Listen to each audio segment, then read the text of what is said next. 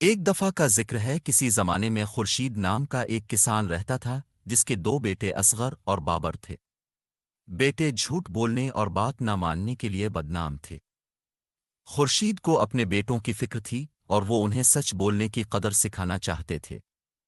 ایک دن خورشید نے اپنے بیٹوں کو بلایا اور ہر ایک کو گندم کے بیجوں کا ایک تھیلا دیا۔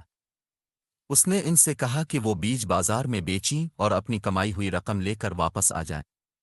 اصغر اور بابر بے تابی سے بازار گئے اور گندم کے بیج بیچنے لگے۔ اصغر نے پہلے اپنا بیج بیچا اور 10 چاندی کے سکے حاصل کیے۔ دوسری طرف بابر اپنے بیج بیچنے کے لیے جدوجہد کر رہا تھا۔ تاہم وہ جانتا تھا کہ اس کے والد چاہتے ہیں کہ وہ سچا ہو، اس لیے اس نے کسی کو دھوکہ نہیں دیا۔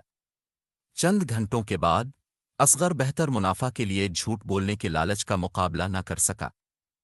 اس نے ایک